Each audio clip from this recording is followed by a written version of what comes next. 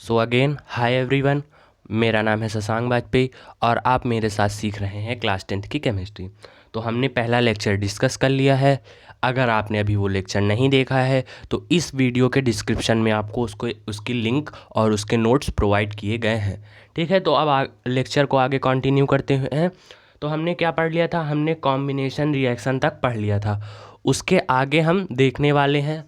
तो अगर अभी आपने एनसीईआरटी बुक नहीं ली है या परचेज़ नहीं करा है या किन्हीं कारणों की वजह से आप उसे नहीं ले पाएँ तो आप इस वीडियो के थ्रू पूरी एनसीईआरटी को पढ़ सकते हैं हमारे साथ। ठीक है, तो आप थ्योरी देखते हैं उस चैप्टर की। तो हमें बताया गया था उस चैप्टर में। उसके बाद फिर हमने देखा डीकम्पोजिशन रिएक्शन। अब डीकम्पोजिशन रिएक्शन क्या होती हैं? ठीक है, तो हम एक्टिविटी को नहीं देखेंगे, डीकम्पोजिशन रिएक्शन क्या होती हैं देखते हैं। तो decomposition reaction, you have notice that the green colour of the ferrous sulphate crystal has change. ये एक्टिविटी हुई है जिसमें जो ब्लू कलर था, ग्रीन कलर था फेरस सल्फेट का। तो यहाँ से एक क्वेश्चन बन गया कि फेरस सल्फेट का कलर क्या होता है। तो फेरस सल्फेट का कलर क्या होता है? ग्रीन होता है। ठीक है, तो बताया गया have you notice that the green colour of the ferrous sulphate crystal has change. You have also smell the characteristic odour of burning sulphur. उसके बाद फिर बताया गया कि जब हमने सल्फ़र को बर्न किया, मतलब जब फेरस सल्फेट को बर्न किया तो उसमें जो सल्फ़र था उसने एक अपनी कैरेक्टरिस्टिक स्मेल प्रोड्यूस की, ओडोर कैरेक्टरिस्टिक स्मेल प्रोड्यूस की। ठीक है, उसके बाद फिर ये आपको एक रिएक्शन बताई गई कि जब हमने 2FeSO4 को हीट किया तो हमें Fe2O3 plus SO2 plus SO3 मिला।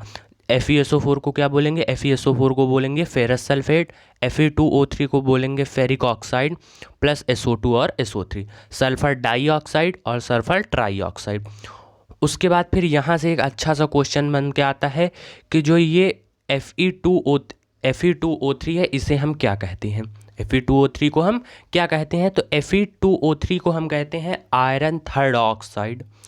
तो अगर आयरन थर्ड ऑक्साइड ये है तो आयरन सेकेंड ऑक्साइड क्या है? तो जो FeO होता है, FeO उसे हम बोलते हैं आयरन सेकेंड ऑक्साइड। और उसके बाद फिर एक फार्मूला आपने देखा होगा Fe3O4, तो उसे क्या बोलेंगे? उसे बोलेंगे iron second comma third oxide. ठीक है, तो ये सब कॉन्सेप्ट हैं, ये सब आपको याद करने पड़ेंगे। उसके बाद जो कि आप देखेंगे बहुत सारी रिएक्शन में इनका यूज़ होता है। ठीक है, तो आप देखते हैं आगे क्या बताया गया। In this reaction, you can observe that a single reactant break down to give simpler product. हमने क्या पढ़ा था? हमने पढ़ा था कि जो ये साइड होता है, जो LHS में होता है, इसे क्या बोलते हैं? इसे बोलते हैं रिएक्टेंट। इसे क्या बोलते हैं? इसे बोलते हैं रिएक्टेंट। और जो RHS में होता है, जो RHS में होता है उसे प्रोडक्ट बोलते हैं। तो हमें क्या बताया गया? हमें बताया गया कि in this reaction you can observe that a single reactant break down to give simpler product. एक सिंगल रिएक्टेंट था FeSO4 जो कि सिंपलर प्रोडक्ट में टूट गया। किस में टूटा? सिंपलर प्रोडक्ट में। और वही यहाँ पर एक एग्जांपल दिया गया है। ठीक है, किस में टूटा? सिंपलर प्रोडक्ट में। तो इसे क्या बोलेंगे? इसे बोलेंगे डिकम्पोजिशन रिएक्शन। मतलब जो एक रिएक्टेंट था वो प्रोडक्ट में डिकम्पोज हो गया। उसके बाद फिर आगे बताया गया ferrous sulphate crystal FeSO4.7H2O loss water when heated and the colour of the crystal changes. बताया गया कि जब हमने फेरस सल्फेट FeSO4.7H2O को हीट किया तो हमें क्या मिला? हमें मिला कि जो वाटर ऑफ क्रिस्टलाइजेशन है, उसके जो वाटर ऑफ मॉलिक्यूल है 7H2O वो लॉस हो गए। ठीक है, it then decomposes to ferric oxide Fe2O3, sulphur dioxide SO2 and sulphur trioxide SO3। Ferric oxide is while SO2 and SO3 are gas. ठीक है, तो ये सब आपको बताया गया, आप इसे रीड कर लीजिएगा। उसके बाद फिर आगे देखते हैं आगे क्या बताया गया। आगे बताया गया कि decomposition of calcium carbonate to calcium oxide and carbon dioxide on heating is an important decomposition reaction used in various industries. तो हमें बताया गया कि जब हमने कैल्शियम कार्बोनेट को हीट किया, मतलब उसको हीट प्रोवाइड की, तो वो ब्रेक हो जाता है। वो किस में ब्रेक हो जाता है? CaO प्लस CO2 में। तो बताया गया डिकम्पोजिशन ऑफ कैल्शियम कार्बोनेट, इसे क्या बोलेंगे, कैल्शियम कार्बोनेट बोलेंगे या लाइम स्टोन बोलेंगे, चूना बोलेंगे। टू कैल्शियम ऑक्साइड CaO आपको मिला एंड कार्बन डाइऑक्साइड CO2 मिला। Is an important decomposition reaction, ये एक इम्पॉर्टेंट डिकम्पोजिशन रिएक्शन है जो कि किस में यूज़ होती है, वेरियस इंडस्ट्रीज़ में। Calcium oxide is called lime, और जो कैल्शियम ऑक्साइड मिला, जो CaO मिला, जिसे हम क्विक लाइम कहते हैं, इसे लाइम भी कहते हैं और quick lime. It has many uses, तो आपको फिर से यहाँ से एक क्वेश्चन बन गया कि जो CaO है, जिसे हम क्विक लाइम कहें या लाइम कहें, इसके यूजेस क्या होते हैं। तो इसका पहला यूज़ है कि one is it in the manufacture of cement, हम इसे सीमेंट की इंडस्ट्री में जो सीमेंट का मैन्युफैक्चरिंग करते हैं उसमें इसका यूज़ होता है। When a decomposition reaction is carried out by heating is called thermal decomposition reaction. एक अच्छा क्वेश्चन फिर से यहाँ बन गया कि थर्मल डिकम्पोजिशन रिएक्शन क्या होती है। तो जब हम किसी भी रिएक्टेंट को हीट देंगे और वो सिंपलर प्रोडक्ट में ब्रेक हो जाएगा तो उसे क्या बोलेंगे, थर्मल। थर्मल मतलब होता है हीट, थर्मल मतलब क्या होता है, थर्मल मतलब होता है हीट। ठीक है, तो उसे क्या बोलेंगे, उसे बोलेंगे थर्मल डिकम्पोजिशन रिएक्शन। जैसे कि आप यहाँ देख सकते हैं इस एग्जांपल में CaCO3 को जब हमने हीट किया, हीट को हम क्या कहते हैं, हीट को हम डेल्टा भी बोलते हैं, ऐसे ट्रायंगल की तरह बनता है। फिर हमें क्या मिला, CaO + CO2। उसके बाद फिर another example of thermal decomposition reaction is given in activity 1.6। तो एक्टिविटी को हम लोग एक सेपरेट वीडियो में डिस्कस करेंगे, क्योंकि अगर हम लोग यहाँ पर एक्टिविटी को डिस्कस करते हैं तो वीडियो बहुत ही ज़्यादा लंबा बन जाएगा। ठीक है, तो you will observe the emission of brown flames, these fumes are the nitrogen dioxide NO2, the reaction takes places। तो हमें इसमें बताया गया कि जब हमने लेड नाइट्रेट PbNO3 के होल ट्वाइस को हीट किया तो हमें क्या क्या मिला, हमें मिला PbNO3 को जब हमने हीट किया तो हमें मिला 2 times PbO lead oxide plus 4 times NO2 plus O2। ठीक है, तो यहाँ पर एक क्वेश्चन बहुत ही अच्छा बन सकता है जो बोर्ड वाले बनाना चाहेंगे, तो ये हो जाएगा कि name the compound which produces brown fumes on burning. ठीक है, ऑन हीटिंग। तो कौन सा वो सब्सटेंस होगा, वो सब्सटेंस होगा लेड नाइट्रेट। ठीक है, PbNO3 का होल ट्वाइस। उसके बाद फिर आपसे एक एक्टिविटी बताई गई, लेट अस परफॉर्म सम मोर डिकम्पोजिशन। तो ये कौन सी रिएक्शन है, ये है थर्मल डिकम्पोजिशन रिएक्शन, क्योंकि यहाँ पर हीट दिया गया है, PbNO3 को हीट किया गया है डेल्टा। ठीक है, तो उसके बाद यहाँ पर आपको इलेक्ट्रोलिसिस ऑफ वाटर बताया गया है। ठीक है, तो ये सब अभी हम लोग डिस्कस नहीं करेंगे, फिर भी हम आपको बता दे रहे हैं कि जब हम इलेक्ट्रोलिसिस ऑफ वाटर करेंगे तो जो कैथोड होगा माइनस साइन, कैथोड का क्या साइन होता है, माइनस साइन होता है, उस पर क्या मिलेगी हमें, उस पर हमें क्या मिलेगी, हाइड्रोजन गैस मिलेगी। और एनोड जो कि पॉजिटिव होता है उस पर हमें ऑक्सीजन गैस मिलेगी। ठीक है, तो ये कुछ एग्जाम्पल हैं, ये कुछ एक्टिविटी हैं जिन्हें हम एक सेपरेट वीडियो में डिस्कस करने वाले हैं। ठीक है, अगर अभी तक आपने हमारे चैनल को सब्सक्राइब नहीं किया है तो आप तुरंत ही बेल आइकन को दबाएं, ताकि जो भी नोटिफिकेशन है केमिस्ट्री से रिलेटेड या मैथ से रिलेटेड वो आपको जल्दी से मिल जाया करें। ठीक है, तो उसके बाद फिर आगे हमें क्या बताया गया, देखते हैं। आगे हमें बताया गया कि देखिए यहाँ पर एक फिगर के थ्रू बताया गया कि एक चाइना डिश रखी हुई है और एक सिल्वर क्लोराइड की प्लेट रखी हुई है, और जब इस पर सनलाइट पड़ती है तो कोई रिएक्शन होगी। देखते हैं क्या होता है भाई। You will see that white silver chloride turns grey in sunlight. जो वाइट सिल्वर क्लोराइड है AgCl, जब इस पर सनलाइट पड़ेगी तो ये किसमें चेंज हो जाएगा, ये ग्रे कलर में चेंज हो जाएगा।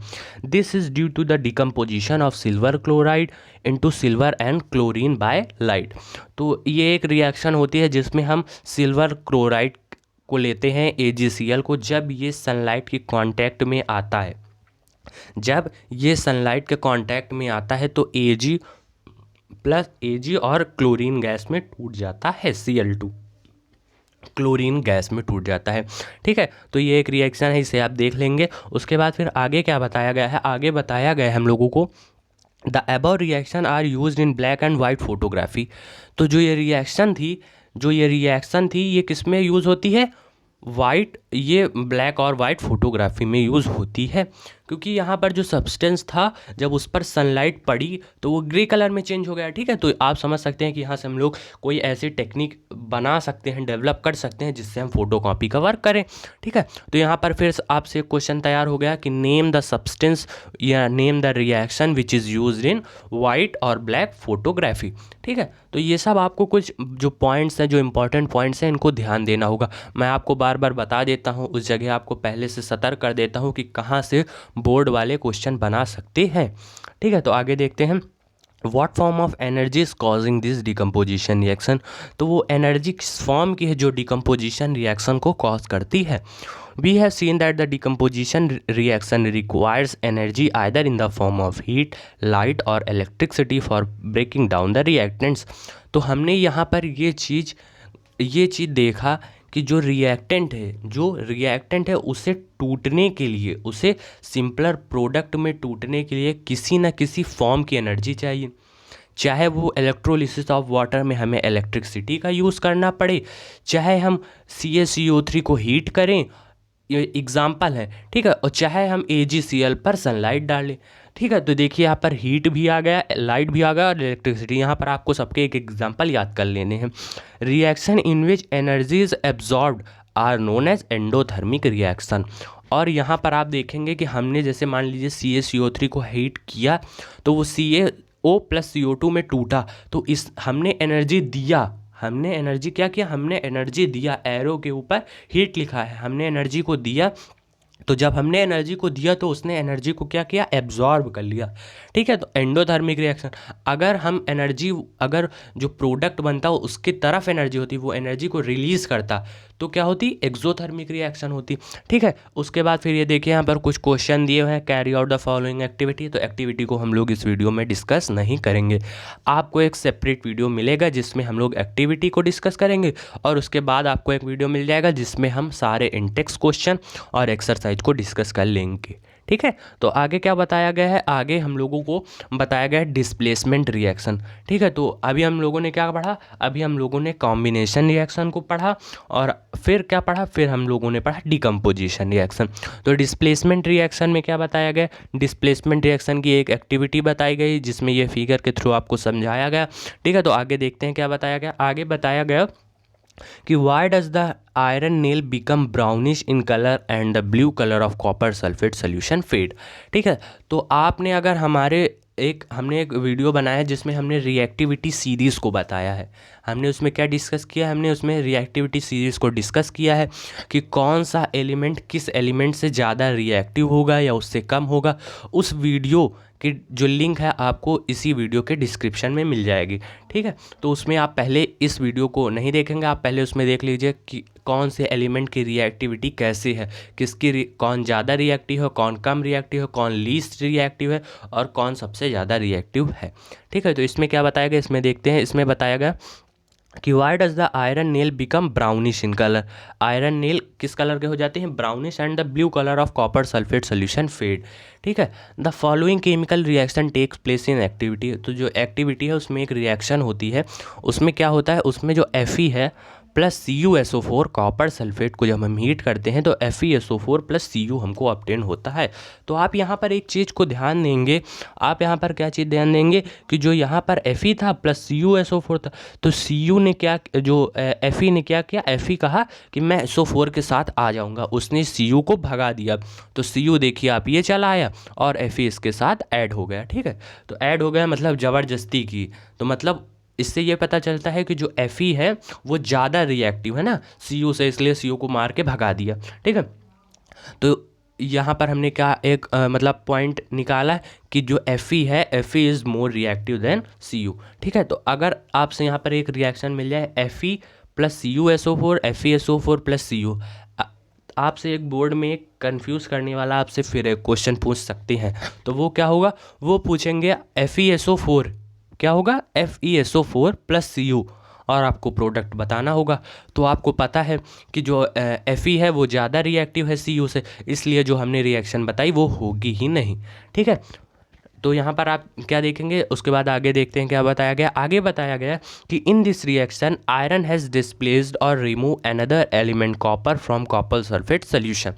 This reaction is known as displacement reaction. तो डिस्प्लेसमेंट रिएक्शन की डेफिनेशन क्या होगी? डिस्प्लेसमेंट रिएक्शन की डेफिनेशन यहाँ से ये बनती है कि when a more element displaces a less reactive element from its solution is said to be as displacement reaction। जब कोई more reactive element less reactive element को displace कर देता है उसके solution से, तो उसे क्या बोलते हैं? उसे बोलते हैं displacement reaction। उसके बाद फिर आप यहाँ देखेंगे कुछ ये सब रिएक्शन दिए हुए हैं, जैसे zinc plus copper sulphate gives zinc sulphate plus copper. तो इससे हमने क्या निकाला? इससे हमने ये चीज़ पता की कि जो जिंक है वो ज़्यादा रिएक्टिव है किससे? कॉपर से।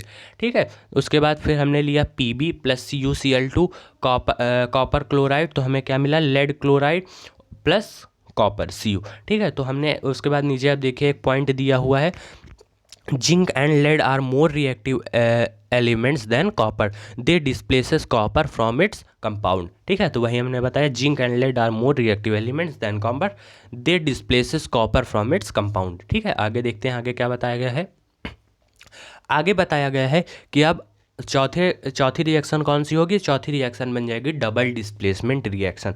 तो जितनी भी रिएक्शन है उन रिएक्शन की डेफिनेशन, उनके एक एक एग्जाम्पल और जो NCERT में जो इम्पॉर्टेंट पॉइंट्स दिए गए हैं, अगर आप उन्हें अच्छे से समझ लेते हैं, अच्छे से याद कर लेते हैं, तो आपको ये चैप्टर बिल्कुल ही आसान लगेगा और आपको एक केमिस्ट्री में एक क्यूरियोसिटी उत्पन्न होगी। ठीक है, आपको नई चीज़ें जानने की इच्छा उत्पन्न होगी।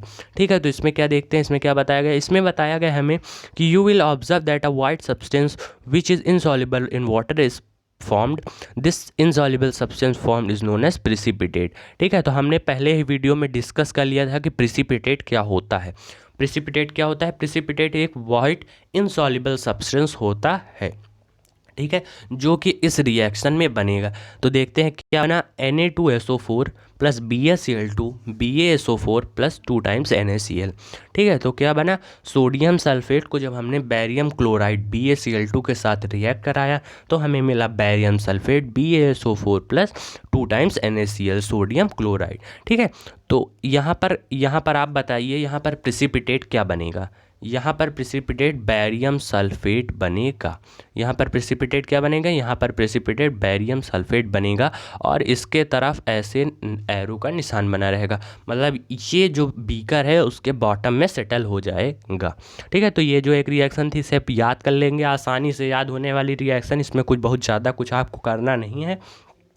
ठीक है, तो आगे देखते हैं, व्हाट कॉजेज दिस। ये रिएक्शन जो हुई इसके पीछे मेन कॉज क्या था, क्या कारण था कि ये रिएक्शन हो गई? तो ये रिएक्शन क्यों हुई? The white precipitate of BaSO4, जो BaSO4 है वाइट प्रिसिपिटेट है, वही मैंने आपको बताया, is formed by the reaction of SO4 double minus and Ba double plus.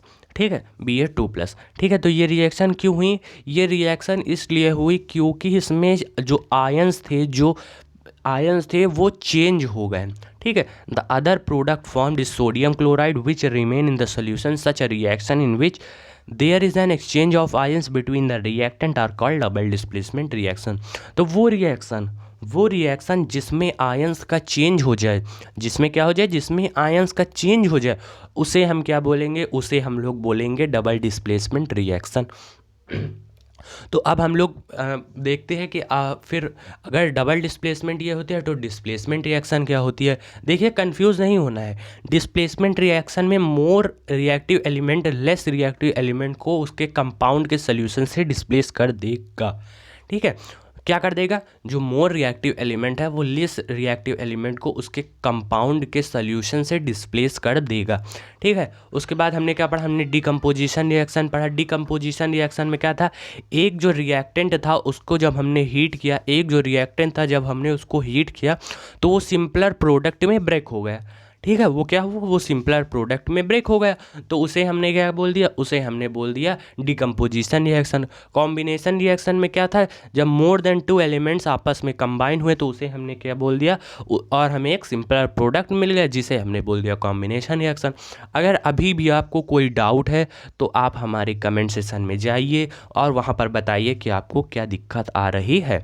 ठीक है, तो आगे देखते हैं आगे क्या बताया गया है। आगे बताया गया है कि oxidation and reduction reaction, oxidation and reduction reaction. ठीक है, तो इसमें क्या बताया गया है, देखिए इस टॉपिक को स्टार्ट करने से पहले मैं आपको बता दूं ऑक्सीडेशन क्या होता है। ऑक्सीडेशन मतलब जैसा कि नाम से ही पता चल रहा है, ऑक्सी मतलब जो ऑक्सीजन है वो ऐड होगा। अगर ऑक्सीजन ऐड होगा तो फिर रिड्यूस क्या होगा, ऑक्सीडेशन में एडिशन ऑफ ऑक्सीजन होता है और रिमूवल ऑफ हाइड्रोजन होता है। ठीक है, और जो रिडक्शन है इसमें रिमूवल ऑफ ऑक्सीजन होगा और एडिशन ऑफ हाइड्रोजन होगा, उल्टा, आपस में उल्टा। तो आप याद कर सकते हैं जो ऑक्सीडेशन है, ऑक्सी मतलब ऑक्सीजन ऐड होगा। अगर कोई ऐसी रिएक्शन है जिसमें ये दोनों चीज़ें हो रही हैं, मतलब a reaction in which oxidation as well as reduction takes place is said to be as redox reaction, redox reaction। ठीक है, उसमें उसको क्या बोलेंगे, उसको बोलेंगे redox reaction। उसके बाद फिर इसको देखते हैं, इसमें क्या बताया गया है। इसमें बताया गया है the surface of copper powder becomes coated with black copper second oxide. Why has this black substance formed? This is because oxygen is added to copper and copper oxide is formed। जो copper था उसमें क्या add हो गया, उसमें add हो गया है कॉपर ऑक्साइड, उसमें एडिशन ऑफ ऑक्सीजन हो गया है, इसलिए कॉपर ऑक्साइड का फॉर्मेशन हो गया है। ठीक है, तो आगे देखते हैं। ये एक रिएक्शन दी हुई है, ये एक रिएक्शन दी हुई है जिसमें बताया गया है कि जब हमने Cu को लिया और ऑक्सीजन के साथ हीट किया, ऑक्सीजन की प्रेजेंस में हीट किया, तो हमें क्या मिला, हमें मिला 2 टाइम्स CuO। ठीक है, कॉपर ऑक्साइड मिला। इसमें क्या हुआ, इसमें जो Cu है इसमें ऑक्सीजन ऐड हो गया, ऑक्सीजन का क्या हुआ, ऑक्सीजन का एडिशन हुआ, तो ऑक्सीजन का एडिशन क्या होगा, ऑक्सीडेशन। ठीक है, if hydrogen gas is passed over this heated material CuO, the black coating on the surface turn brown as the reverse reaction takes place and copper is obtained। कह रहे हैं कि अगर हमने कॉपर ऑक्साइड CuO के साथ hydrogen gas को पास किया तो हमें क्या मिल जाएगा, हमें फिर से Cu मिल जाएगा और H2O मिल जाएगा। ठीक है, तो जो ये Cu था, देखिए मैं बताता हूँ, जो ये Cu था इसने क्या किया, इससे जो ऑक्सीजन था वो हट गया, इससे जो ऑक्सीजन था वो क्या हो गया, हट गया। तो क्या मिला, हमें Cu मिला। तो जब हमने ऑक्सीजन को हटा मतलब रिमूवल ऑफ ऑक्सीजन, क्या होगा, रिडक्शन हो जाएगा। और उसके बाद फिर आप यहाँ देखिए, ये जो H2 था, इसके पास कोई ऑक्सीजन नहीं है, लेकिन जब हमने प्रोडक्ट में देखा तो इसके पास ऑक्सीजन आ गया। ठीक है, तो ऑक्सीजन आ गया मतलब इसे ऑक्सीजन मिल गया, एडिशन ऑफ ऑक्सीजन हो गया, तो मतलब क्या हुआ, ऑक्सीडेशन रिएक्शन। तो यहाँ पर आप देखेंगे, यहाँ पर आप एक बात देखेंगे कि यहाँ पर रिडक्शन भी हो रहा है और ऑक्सीडेशन भी हो रहा है। तो आप यहाँ पर कहेंगे कि भाई ये क्या है, ये ऑक्सीडेशन रिएक्शन है या रिडक्शन रिएक्शन है। तो इसका आंसर क्या होगा, ये दोनों रिएक्शन है, ये क्या है, रिडॉक्स रिएक्शन है। ये देखिए ऑक्सीडेशन और रिडक्शन दोनों हुआ। ठीक है, if a substance gain oxygen during reaction it is said to be oxidised, if a substance loses oxygen during a reaction it is said to be reduced. तो आपको यहाँ पर 2 पॉइंट्स और ध्यान देने होंगे कि ऑक्सीडाइजिंग एजेंट क्या होते हैं और रिड्यूसिंग एजेंट क्या होते हैं। तो वो सब्सटेंस जो ऑक्सीजन को गेन करते हैं during a reaction is said to be oxidised, उन्हें क्या कहा जाएगा, ऑक्सीडाइजिंग एजेंट या ऑक्सीडाइज्ड कहा जाएगा कि ये ऑक्सीडाइज्ड हो गए। ठीक है, उसके बाद फिर आगे देखते हैं, during this reaction 1.29 the copper second oxide is losing oxygen and is being reduced, the hydrogen is gaining oxygen and is being oxidized. In other words, one reactant gets oxidized while the other gets reduced during the reaction. Such reactions are called oxidation, reduction reaction और redox reaction. वही मैंने बताया आपको कि जिसमें दोनों चीज़ें हुई, ऑक्सीडेशन भी हो गया, रिडक्शन भी हो गया, उसे हमने क्या बोल दिया, उसे हमने बोल दिया रिडॉक्स रिएक्शन। री मतलब रिडक्शन और ऑक्स मतलब हो गया ऑक्सीडेशन। ठीक है। तो उसके बाद आपको यहाँ पर कुछ और एग्जांपल्स के थ्रू ये बताने की कोशिश की गई है कि रिडक्शन रिएक्शन क्या होंगी, रिडॉक्स रिएक्शन क्या होंगी। ठीक है। तो इसमें आपको क्या बताया गया, ZnO+C, तो हमें क्या मिला, Zn+CO मिल गया। ठीक है। तो इसमें कैसे हुआ रिडक्शन रिडॉक्स रिएक्शन, तो जो ये ZnO था, जो ये ZnO था, ये प्रोडक्ट साइड में क्या है, सिर्फ Zn है, तो मतलब इसका जो O था वो कहाँ चला गया, वो चला गया किसके पास, Cu के पास, CO के पास।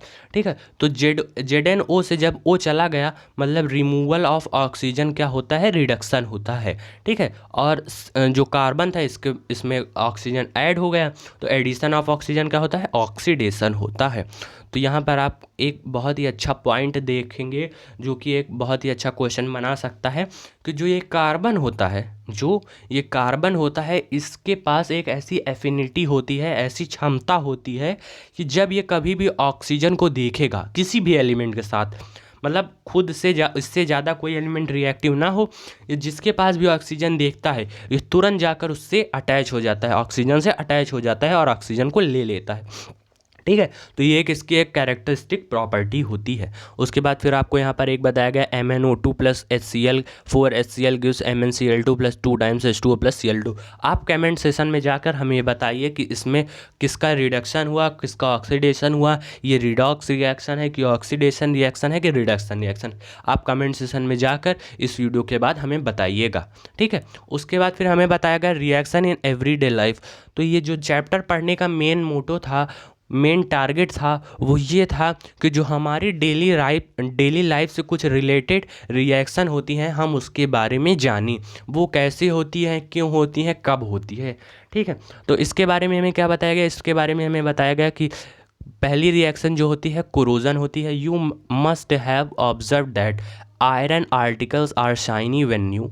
जो आयरन आर्टिकल्स होते हैं, जो आयरन के सब्सटेंस होते हैं, वो जब खरीदे जाते हैं तो वो एकदम नए होते हैं, but get coated with a reddish brown powder when left for some time. This process is commonly known as rusting of iron. Some other metals also get tarnished in the manner, tarnish in this manner. ठीक है। तो आपको बताया गया कि जब हम किसी भी आयरन आर्टिकल्स को ख़रीदते हैं तो वो नए रहते हैं, लेकिन कुछ दिन बाद वो क्या होते हैं, वो रेडिश ब्राउन पाउडर से कवर्ड हो जाते हैं, जिसे हम क्या बोलते हैं, जिसे हम कॉमनली बोलते हैं कि ये रस्ट हो गया।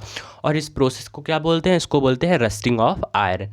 ठीक है। उसके बाद आप देखते हैं कि जो कुछ अदर मेटल्स होते हैं वो भी टार्निश्ड हो जाते हैं, जैसे कॉपर ग्रीन कलर में हो जाता है। ठीक है। कॉपर एंड सिल्वर, जो सिल्वर होता है वो ब्लैक कलर में हो जाता है। When a metal is attacked by substances around in such a moisture, acid, etc. ठीक है। यहाँ से एक अच्छी सी डेफिनेशन बन के तैयार हो गई कि some other metals also get tarnished in this manner. Have you noticed that the color of the coating formed on the copper and silver when a metal is attacked by substances around it such as moisture, acid, etc. जब कोई substance होगा जिसमें moisture लग जाएगा, acid लग जाएगा, तो इसे क्या बोलेंगे, it is said to be as corroded. हम क्या बोलेंगे कि इसमें भाई कोरोड हो गया, ये इसमें कोरोजन हो गया। And this process is called corrosion, और हम इस प्रोसेस को क्या बोलेंगे, कोरोजन। कोरोजन और रेंसिडिटी आप मान के चलिए कि आपको सेम टू सेम यही बोर्ड में मिल जाएगा। कितने मार्क्स में, 3 मार्क्स में। Same to same what is corrosion पूछ लेंगे, या तो पूछ लेंगे what is rancidity, explain with the help of diagram.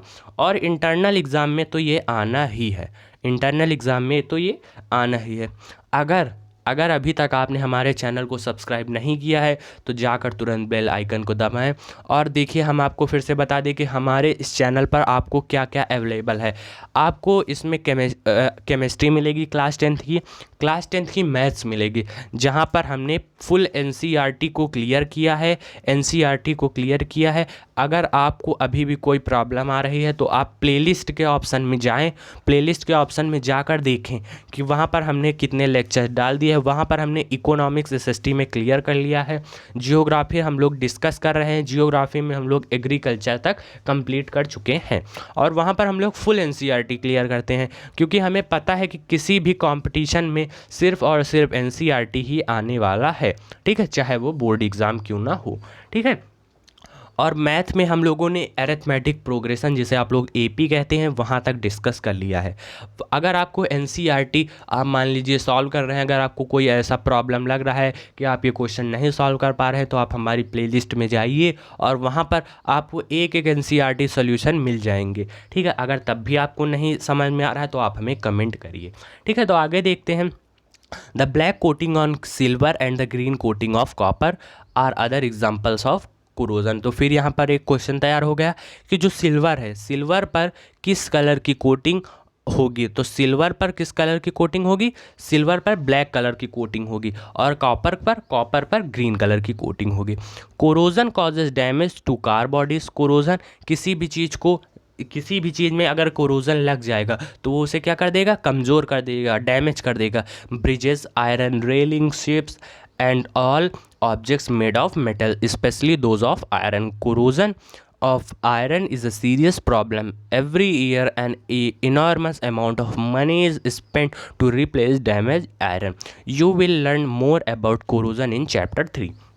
ठीक है, तो ये जो कोरोजन टॉपिक है, अगर आप सोचें कि यहाँ पर ये ख़त्म हो जाएगा, तो यहाँ पर आपको बस इसके बारे में थोड़ा सा बता दिया गया। उसके बाद जब आप चैप्टर 3 पढ़ेंगे, मेटल एंड नॉन मेटल, तो वहाँ पर आपको ब्रीफली बताया गया है, ये सब ब्रीफली एकदम एक एक चीज़ बताया गया है कि कोरोजन कैसे लग जाता है, प्रिवेंशन ऑफ कोरोजन, हम कोरोजन को कैसे प्रिवेंट करेंगे। ठीक है, तो वो सब चीज़ें हम लोग डिस्कस करेंगे। ठीक है, तो अब यहाँ पर हम लोग ये देखते हैं कि यहाँ पर कोरोजन क्या होता है। ठीक है, जब हमने किसी भी सब्सटेंस को लिया और वो किसके कांटेक्ट में आ जाए, मॉइस्चर के कांटेक्ट में आ जाए, या एसिड के कांटेक्ट में आ जाए, या वाटर के कांटेक्ट में आ जाए, तो वो किस फॉर्म में हो जाता है, वो कोरोड हो जाता है। ठीक है, वो कोरोड हो जाता है, डैमेज हो जाता है। इसी प्रोसेस को क्या बोलते हैं, कोरोजन।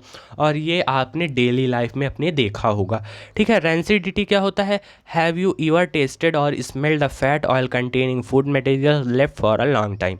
ठीक है, अगर आप किसी भी सब्सटेंस को, किसी भी ऐसी चीज़ को, खाने वाने को अगर आप फ्रिज में ना रखें, ऐसे खुले में रख दे, गर्मियों का मौसम हो, तो आप क्या देखेंगे कि उससे एक कैरेक्टरिस्टिक ओडोर प्रोड्यूस होगी, उससे एक अजीब प्रकार की स्मेल प्रोड्यूस होगी जो आपको बिल्कुल ही अच्छी नहीं लगेगी।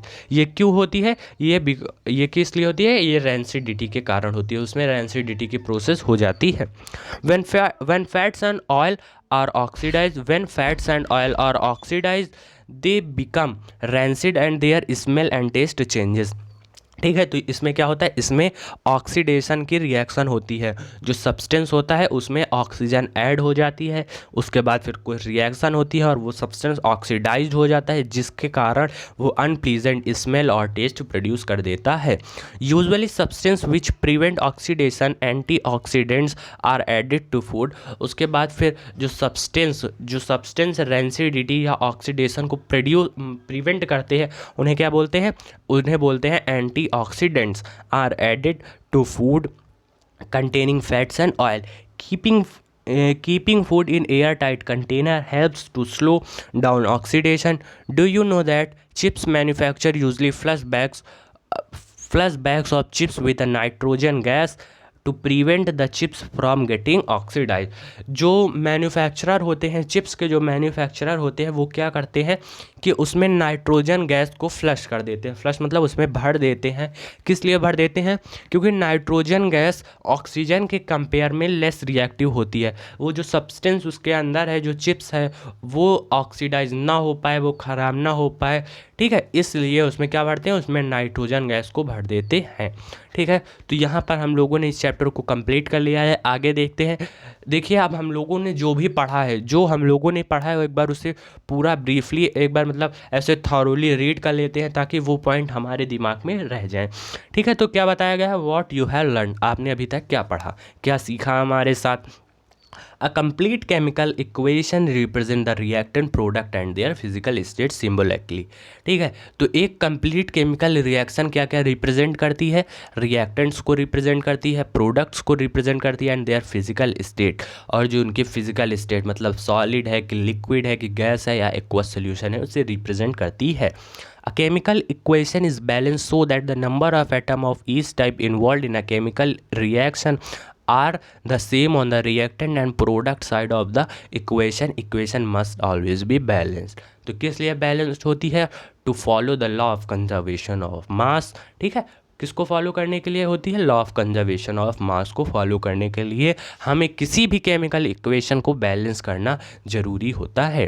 ठीक है, तो आगे क्या बताया गया है? आगे बताया गया है in a combination reaction in a combination reaction two or more substance combine to form a new single substance. ठीक है, तो कॉम्बिनेशन रिएक्शन में क्या होता है? टू और मोर सब्सटेंस आपस में कंबाइन हो जाते हैं एक न्यू सिंगल सब्सटेंस को बनाने के लिए। Decomposition reaction are opposite to combination reaction. In a decomposition reaction a single substance decomposes to give two or more substance. Decomposition reaction में क्या होता है? जो एक सिंपलर सब्सटेंस होता है वो डिकम्पोज हो जाता है टू और मोर सब्सटेंस को प्रोड्यूस करने के लिए। Reaction in which heat is given out along with the formation of product are called exothermic. वो रिएक्शन जिसमें हीट प्रोड्यूस हो, हीट क्या हो? प्रोड्यूस्ड हो along with the formation of product, उसे क्या बोलेंगे? उसे बोलेंगे exothermic reaction. Reaction in which energy is absorbed reaction in which energy is absorb आज नोन एज एंडोथर्मिक रिएक्शन। ठीक है, जिसमें एनर्जी एब्जॉर्ब होगी उन्हें क्या बोलेंगे? उन्हें हम बोलेंगे endothermic reaction.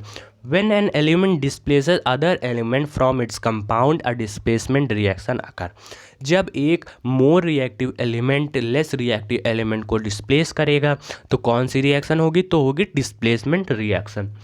Two different atoms or group of atoms ions are exchange in double displacement reaction. Double displacement reaction में क्या होगा? डबल डिस्प्लेसमेंट रिएक्शन में exchange of ions takes place. Exchange of ions क्या हो गए? आयंस का exchange होगा। Precipitation reaction produce insoluble salt. और जो डबल डिस्प्लेसमेंट रिएक्शन होती है इसी में एक प्रेसिपिटेट बनता है और प्रेसिपिटेट क्या होते हैं? इनसॉल्युबल साल्ट्स होते हैं। इनसॉल्युबल मतलब अघुलनशील, मतलब ये जो सब्सटेंस होगा उसमें घुलेंगे नहीं। Reaction also involve the gain और लॉस ऑफ ऑक्सीजन और hydrogen by substance. Oxidation is the gain of oxygen और लॉस ऑफ हाइड्रोजन। यहाँ से एक ये पॉइंट आपको मिल गया। ठीक है, और दूसरा पॉइंट आपको कहाँ से मिला? दूसरा पॉइंट ये मिला, reduction is the loss of oxygen और गेन ऑफ हाइड्रोजन। ऑक्सीडेशन में क्या होगा? गेन ऑफ ऑक्सीजन होगा या लॉस ऑफ हाइड्रोजन होगा। रिडक्शन में क्या होगा? लॉस ऑफ ऑक्सीजन होगा और गेन ऑफ हाइड्रोजन होगा। ठीक है, तो आगे देखते हैं आगे क्या बताया गया है। आगे हम लोगों ने देखिए ये चैप्टर जो था इसे हम लोगों ने पूरी तरह से कंप्लीट कर लिया है। फुल एनसीईआरटी को हमने एक लाइन बाय लाइन रीड किया, उसके बाद जो इम्पॉर्टेंट पॉइंट थे उन्हें हमने आपको बताया।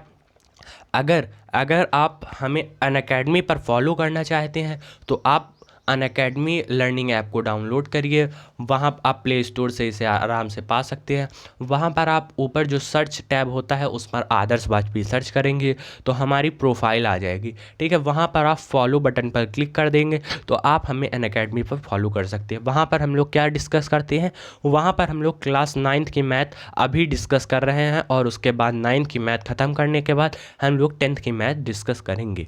ठीक है, तो अगर अभी तक आपने हमारे चैनल को सब्सक्राइब नहीं किया है तो तुरंत ही चैनल को सब्सक्राइब कर लीजिए। ठीक है, तो thank you everyone for watching this lecture.